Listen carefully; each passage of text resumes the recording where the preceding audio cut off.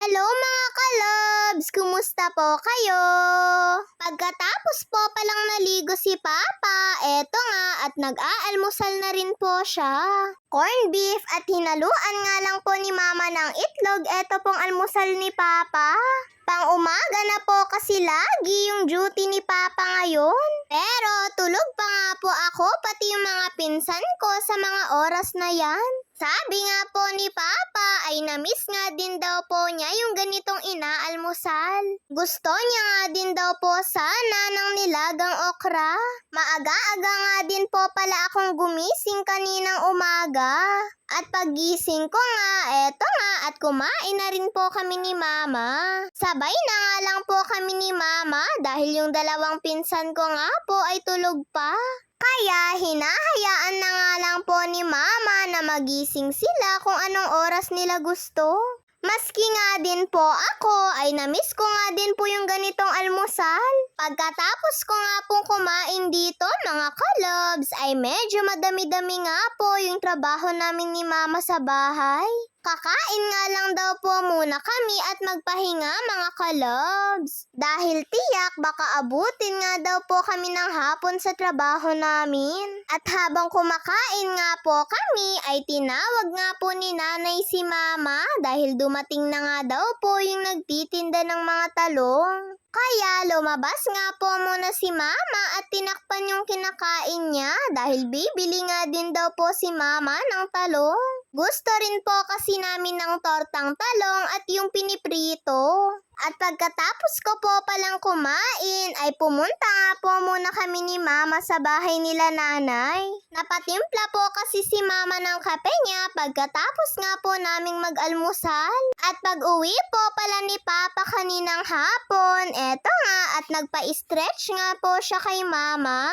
Masakit daw po kasi yung likod ni Papa at napanood niya nga daw po etong pinapagawa niya kay Mama. Effective naman daw po mga kalobs. At kaninang hapon, eto nga at magluluto rin po si Mama ng paksiw. Dahon ng saluyot at isda po pala yung papaksiwin ni Mama. Pinagsabay na po palang nilagay ni Mama eto pong dahon ng saluyot at yung isda. Dahil halos sabay lang naman daw po itong maluto. At pagkalagay nga po ni Mama ng dahon at isda ay pinatungan niya nga lang po ito ng sibuyas, bawang, pati po ng luya.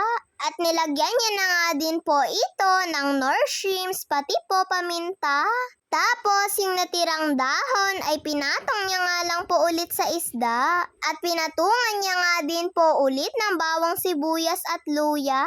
Tapos eto nga, nilagyan na rin po ni Mama ng bagoong. Pati nga po, suka. Huwag po kayong mag-alala dahil hindi naman po yan maanghang kahit may isang pirasong sili.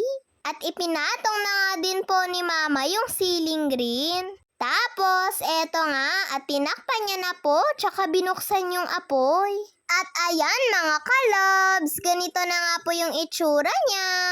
Naglagay nga lang din po si Mama dito ng konting mantika.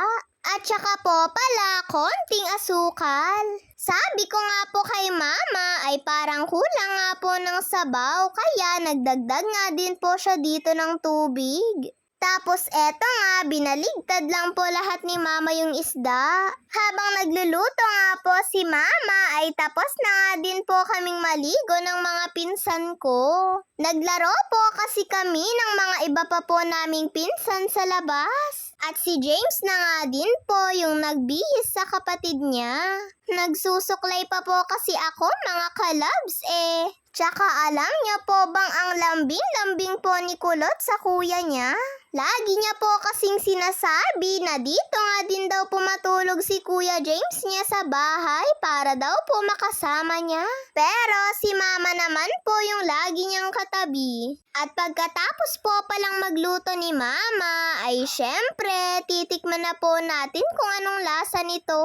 Medyo naasiman pa nga po ako mga kalobs. Pero yung asim niya nga ay ay gusto ko.